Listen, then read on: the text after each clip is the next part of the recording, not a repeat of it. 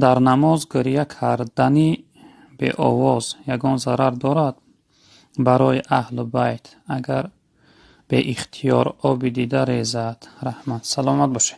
اکنون برادر عزیز، در نماز گریه کردن برای ترس آخرت باشه، برای ترس قیامت باشه، یا اینکه از روی حلاوت ایمان و محبت خدا باشه، اگرچه به آواز بلند هم باشه ضرر نداره.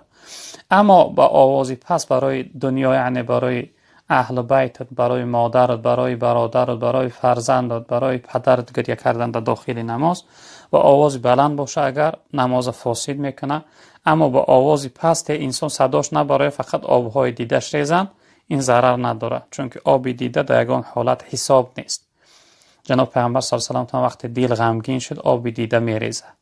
آب دیده ریختنش در شریعت معنی است. حالا در حالتی که انسان یگان نزدیکش وفات میکنه، مثلا پدر، مادر، برادر، یعنی فرزند وفات میکنه، در همین حالت هم ناله کردن در شریعت حرام است. جناب پیامبر گفتند به سبب ناله که نوحه میگویند، زنهای بسیاری ما وقتی گریه کردن یعنی همچون شعر بر این دیگه میخوانند، چی به مردی و حیف شدی و تو نمیمردی من میمردم، نعوذ بالله، چون این گپ های کفر زیاد میگویند، اینها در شریعت معنی حرام هستند.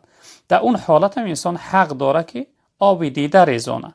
آب دیده ریزاندن معنی نیست. اما سخنی که سبب ناراضگی خدا میشه و سخنی که سبب یعنی گناه میشه، سخنها رو نگوین. آب دیده در شریعت ریزاندن معنی نیست. به نماز ضرر نداره برادر عزیز.